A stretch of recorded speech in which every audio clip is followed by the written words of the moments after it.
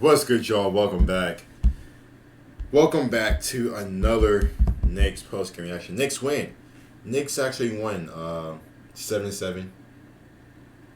Beat Utah. And I think we gave Utah the first home loss. Happy with the win. Happy with the win. Much needed. Especially after the debacle against OKC on Sunday noon, for them to respond back, go against a good early Utah Jazz team this season, and got the job done. You guys already know what it is. First thing first, gotta give a big shout out to Mayo Quickley. Plus 18 tonight, 13 points, 4 steals, 2 assists, 3 rebounds, 3 for 6 from 3. 3 for 6 from 3. I thought he was he got hot, especially that second half, man. Third and fourth quarter, and Mayo Quickley got the job done, man. Very happy with Quickley. Starting to seem like he is starting to get his groove back. He's coming off of pick and rolls. DHO is pulling up. Even that little sidestep 3, he's making that as well. It seems like he is starting to get going. So I'm very, very happy with that. Obi Toppin, 9 points, 18 minutes, plus 23, the highest on the team, 4 assists, 6 rebounds. Again, Obi Toppin, that corner 3 in front of the fans, he's making that almost every time. That's his spot. Is that corner 3 in front of the fans. I mean, I think he made like 2 from there, and I knew he was gonna make it. All his shots were 3s. Again, I'm not really happy with that, but if they go in, I don't care. They go in.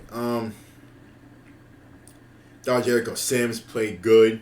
11 points, 13 rebounds, double off the bench. Main thing with him, it's the foul trouble. He just gotta stop fouling. Chrissy D Rose playing 14 minutes, 6 points. I say Hartenstein, and I do see why people do kind of like question his fit at times, because we're not really using him to his capacity, because now that I do think about it, the Clippers used him in a pretty distinct, good way. Use him as a little offensive hub.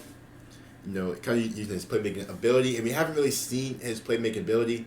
A lot of times, he's just setting screens and crashing the glass. That's it. And he does have that little floater, push shot, however you want to call it, but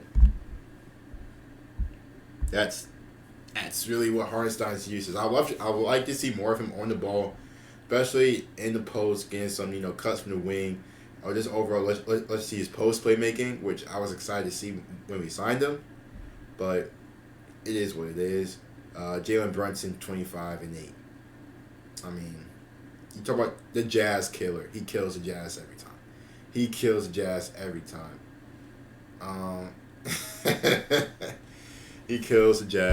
man.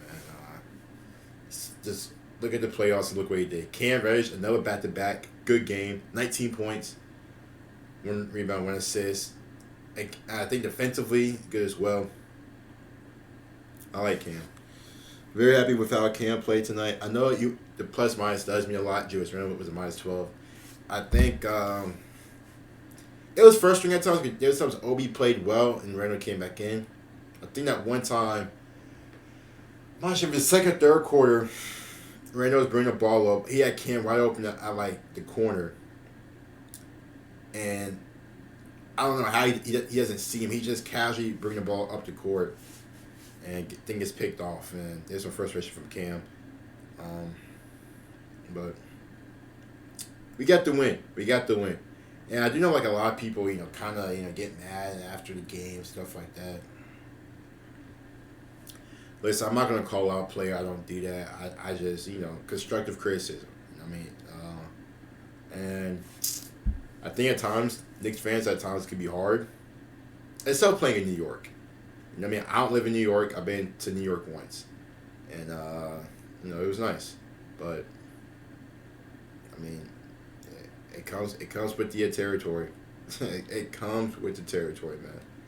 No Evan Fournier tonight. And no Quentin Grimes. Now, the Quentin Grimes situation is a tad bit interesting because if he's hurt, he's hurt. But if he's stressed out, why is he not playing? He did all that work in summer league to play, get right. Now he's not playing. So I find that a tad bit interesting. I'm not really sure what's going on with that specifically, but hopefully we get an answer about that soon. But if he's not fully healthy, then he's just not fully healthy, and it is what it is. But fourth quarter, Knicks defensively, the best we have seen in a while. There was active defensively, great help defense at times, especially on the baseline, using the baseline as an extra defender, contesting shots, getting rebounds, pushing the ball. And we just did what we needed to do.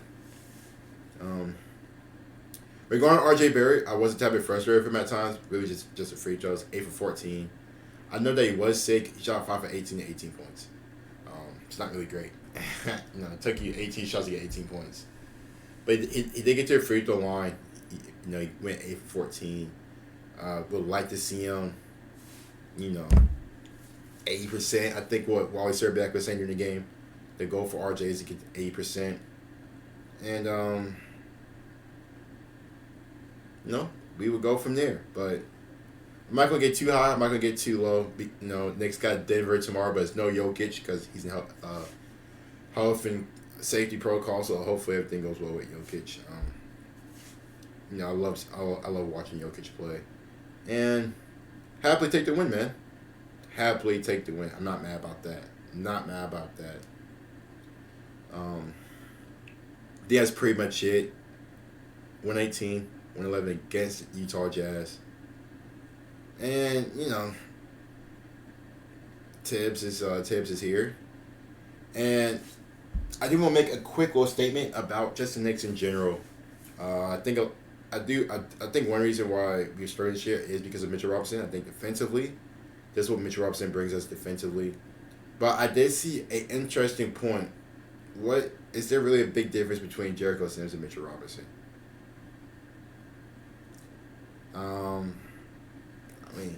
If you really think about it, they are pretty similar in just what they do and how they impact the game. But Jericho Sims is an athletic god.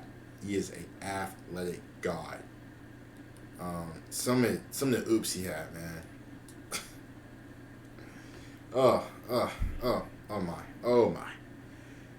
my. Some of the oops he had, man, absolutely just phenomenal. But going back to your front office, we are playing with Evan Fournier, $78 million. Obviously not all this year, but it is like Evan Fournier to a contract, and I think I said it last year, but when the Knicks signed Kemba Walker and Evan Fournier, I was pretty excited about that because in that Hawks series, offense was just a struggle. So I'm like, okay, we got Kemba Walker and Evan Fournier. We got shooter. We got Kemba Walker. We got a point guard, which at the time I thought we had one. Now we get Jalen Brunson, who's been just terrific all season. Hopefully he makes an All-Star game. And it's R.J. Barrett. Cam Reddish is in the starting lineup, and he's playing well, taking advantage of this opportunity. I do know a lot of questions still need to be asked about Tibbs. It still is a tad bit predictable what he wants to do, but also front office for some of their decisions that they made. I think a lot of it comes down to the Donovan Mitchell thing, not getting Donovan Mitchell. But if they tried, but Utah just didn't want to give Donovan Mitchell to the Knicks, can't be mad about that. But